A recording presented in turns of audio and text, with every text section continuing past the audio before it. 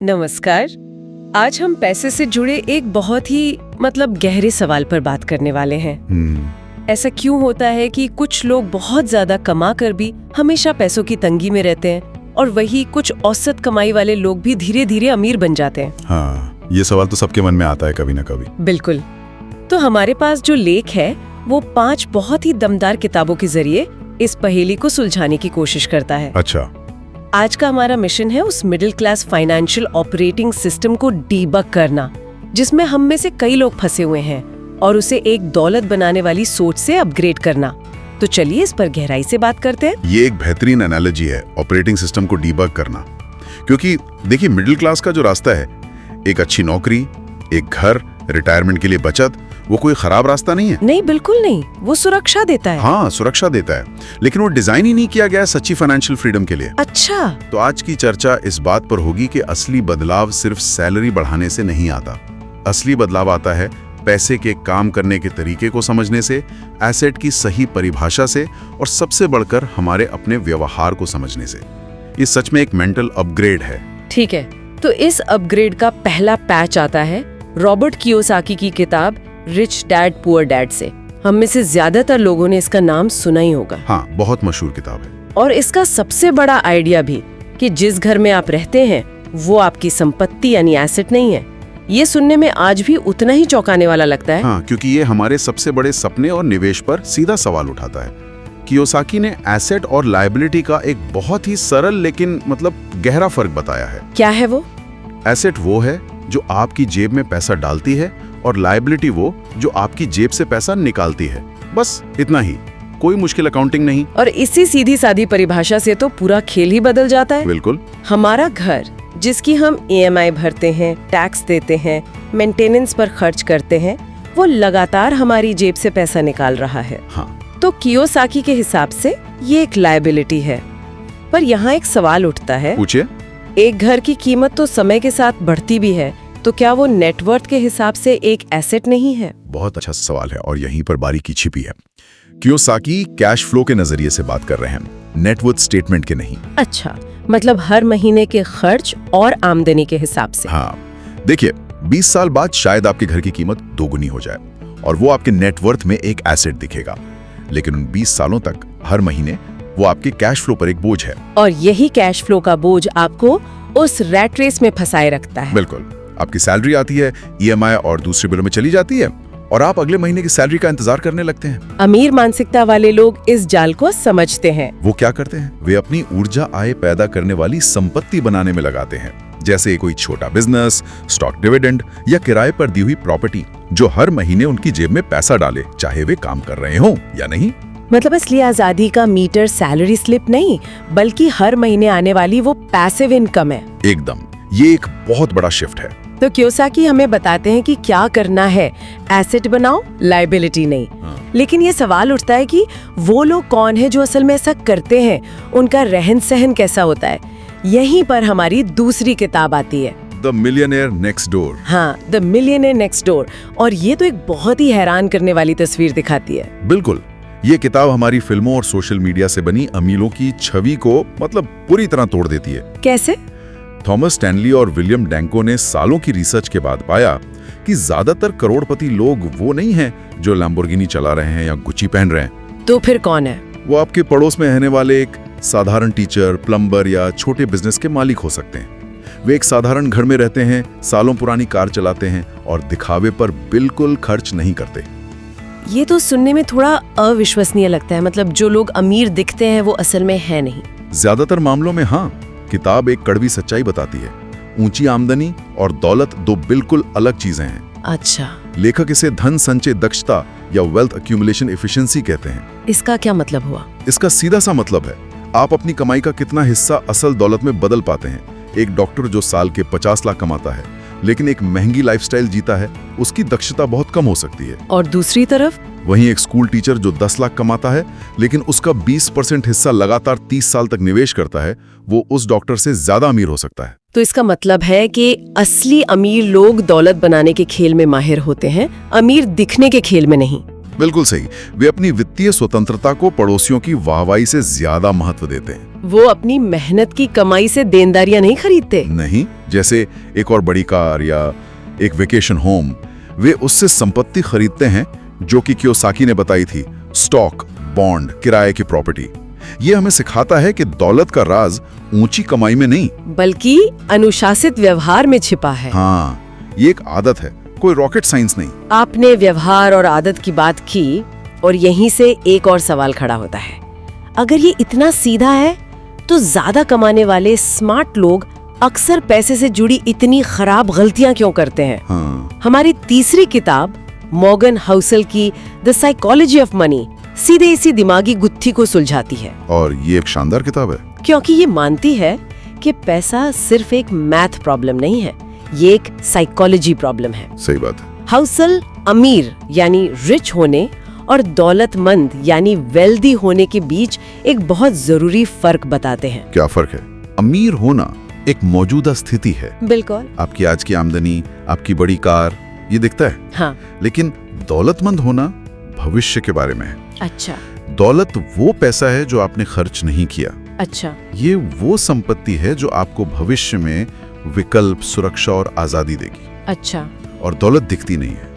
दौलत वो है जो दिखती नहीं है। ये लाइन अपने आप में बहुत गहरी है ना? इसका मतलब असली दौलत वो है जो निवेश की गई है, जो चुपचाप कंपाउंड हो रही है। बिल्कुल।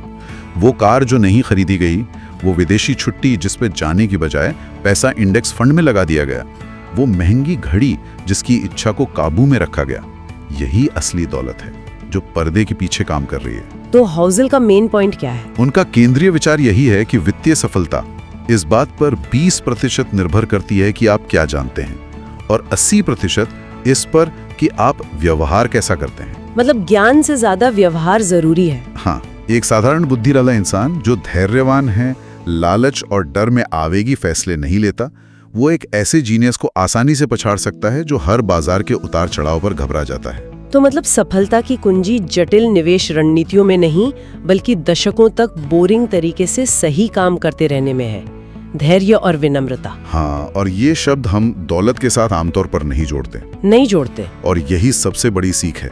दौलत बनाने के लिए ये मानना पड़ता है कि आप भविष्य का अनुमान नहीं लगा सकते, इसलिए बचत करना जरूरी है। इसके लिए विनम्रता चाहिए, ये समझना कि लंबे समय तक टिके रहना ज्यादा जरूरी है, बजाय इसके कि आप 1-2 साल में असाधारण रिटर्न कमा लें। ये एक मैराथन है, स्प्रिंट नहीं। ठीक है, तो अब तक हमने समझा कि संपत्ति क्या है, असली अमीर लोग कैसे जीते हैं और इसके पीछे की साइकोलॉजी क्या है। लेकिन रोजमर्रा की जिंदगी में इस व्यवहार को बदलें कैसे? ये असली सवाल है। हमारी चौथी किताब योर मनी और योर लाइफ इसी के लिए एक बहुत ही प्रैक्टिकल टूल देती है। ये हमें पैसे को एक नए नजरिए से देखने पर मजबूर करती है। हाँ, ये किताब पैसे को रुपयों में नहीं बल्कि जीवन ऊर्जा यानी लाइफ एनर्जी में मापती है। Life energy. लेखकों का तर्क है कि हम नौकरी पर जाकर अपना समय नहीं बेच रहे, हम अपनी जिंदगी के घंटे बेच रहे हैं। और ये एक बहुत शक्तिशाली विचार है। और वो इसे कैलकुलेट करने का एक तरीका भी बताते हैं, है ना? अपनी असली प्रति घंटे की मजदूरी निकालने का। हाँ, ये मुझे बहुत दिलचस्प लगा। इसमें सिर्फ ऑफिस के 8 घंटे नहीं गिने जाते। नहीं, बिल्कुल नहीं। इसमें आप काम पर आने जाने का समय जोड़ते हैं, ऑफिस के लिए खरीदे गए कपड़ों का खर्च जोड़ते हैं, बाहर खाने का खर्च, और यहाँ तक कि काम के तनाव को कम करने के लिए जो भी आप करते हैं, शराब पीना, शॉपिंग करना या कोई महंगी हॉबी, उसका खर्च और समय भी जोड़ते हैं। तो जब ये सब हिसाब लगाते हैं, जब आप ये सब हिसाब लगाकर अपनी असली प्रति घंटे की मजदूरी निकालते हैं, तो वो आंकड़ा आपकी सोची हुई मजदूरी से अक्सर आधा या उससे भी कम निकलता है। और एक बार जब आपके पास ये नंबर आ जाता है तो हर खरीदारी का मतलब ही बदल जाता है। कैसे? वो 2000 रुपए का रेस्टोरेंट का खाना अब 2000 रुपए नहीं है, वो आपकी जिंदगी के 4 घंटे हैं। वो 80,000 का नया फोन आपकी जिंदगी के 160 घंटे यानी 1 महीना। ये सोच तो खर्च करने से पहले किसी को भी 10 बार सोचने पर मजबूर कर देगी। और यही इसका मकसद है। ये आपको हर खर्च पर सवाल करने पर मजबूर करता है। क्या ये चीज मेरे जीवन ऊर्जा के इतने घंटे खर्च करने लायक है? ये आपको पर्याप्त यानी इनफ के सिद्धांत तक ले जाता है। बिल्कुल। ये उस धारणा को चुनौती देता है कि ज्यादा खर्च करने से ज्यादा खुशी मिलती है। जब आप अपने खर्च को अपनी असली जरूरतों और मूल्यों के साथ जोड़ना शुरू करते हैं, ना कि सामाजिक दबाव के साथ, तो आप पेचेक टू पेचेक के चक्र से बाहर निकलने का रास्ता खुद ही खोज लेते हैं। हाँ। है। अब आते हैं हमारी आखिरी किताब पर, जो इन सब को एक साथ बांधने वाली नींव यानी मानसिकता पर सबसे ज्यादा जोर देती है। Think and grow rich, Napoleon Hill की। हाँ, ये किताब थोड़ी पुरानी है, लेकिन इसके सिद्धांत आज भी प्रासंगिक लगते हैं। शायद आज पहले से भी ज्यादा, क्योंकि ये किताब उस चीज पर फोकस करती है जो आज की भागदौड़ भरी जिंदगी में हम खो देते हैं। जी? उद्देश्य की निश्चितता, यानी डेफिनेटनेस ऑफ पर्पस। इसका क्या मतलब है? हिल ने एंड्रू कार्नेगी जैसे सैकड़ों सफल लोगों का इंटरव्यू करने के बाद पाया कि उन सब में एक बात कॉमन थी। उन्हें ठीक ठीक पता था कि उन्हें जीवन में क्या चाहिए और उनके पास उसे हासिल करने की एक लिखित योजना थी। ये उस मिडिल क्लास आदत के ठीक उलट है, जहाँ लोग बस बहते रहते हैं। एक डिग्री ले ली, फिर एक नौकरी मिल गई, फिर प्रमोशन का इंतजार, बिना किसी स्पष्ट लंबी अवधि के लक्ष्य के। हाँ, बिल्कुल। हिल के कहे हैं कि सिर्फ मैं अमीर बनना चाहता हूं कहना काफी नहीं है। आपको एक निश्चित राशि तय करनी होगी, एक तारीख तय करनी होगी और यह तय करना होगा कि आप उस पैसे के बदले में क्या मूल्य देंगे। ये इच्छा को एक ठोस, एक्शनेबल लक्ष्य में बदल देता है। और वो मास्टरमाइंड की भी बात करते हैं। हाँ, मास्टरमाइंड सिद्धांत, यानी अपने आप को ऐसे महत्वाकांक्षी, सकारात्मक सोच वाले लोगों से घेरना जो आपको आगे बढ़ने के लिए प्रेरित करें। अकेले प्रयास करने की तुलना में एक समूह की सामूहिक ऊर्जा और ज्ञान आपकी प्रगति को कई गुना तेज कर सकता है। इसमें एक और दिलचस्प बात थी सामान्य ज्ञान और विशेष ज्ञान के बीच का फर्क। हाँ, ये बहुत महत्वपूर्ण है। सिर्फ डिग्री होना या बहुत कुछ जानना काफी नहीं है। नहीं, हिल कहते हैं कि ज्ञान में शक्ति नहीं होती, लागू किए गए विशेष ज्ञान में शक्ति होती है। अच्छा। आप किसी एक क्षेत्र में विशेषज्ञ बने और उस ज्ञान को अपने निश्चित उद्देश्यों को प्राप्त करने के लिए इस्तेमाल करें। ये मानसिकता आपको अपनी वित्तीय समस्याओं को एक स्थायी बाधा के रूप में देखने से रोकती है।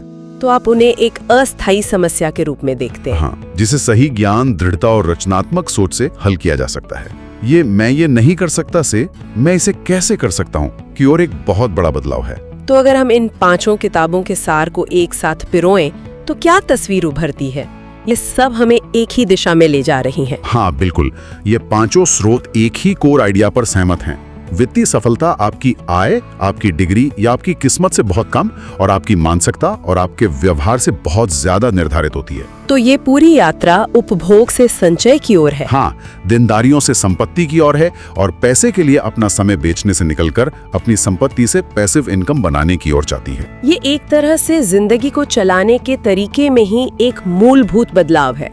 अमीर दिखने के सामाजिक दबाव से हटकर चुपचाप और धैर्यपूर्वक वास्तव में अमीर बनने पर ध्यान केंद्रित करना। एकदम सही। असली बदलाव तब शुरू होता है जब आप पैसे को सिर्फ खर्च करने की चीज नहीं बल्कि एक टूल की तरह देखते हैं। एक ऐसा टूल जो आपके लिए और पैसा कमा सकता है और अंततः आपका समय खरीद सकता है। और समय तो असली दौलत है। बिल्कुल। ये सब दिखाता है कि दौलत एक धीमी आंच पर पकने वाली खीर है, कोई इंस्टेंट नूडल्स का पैकेट नहीं। इसके लिए अनुशासन, धैर्य और लगातार सीखने की इच्छा चाहिए।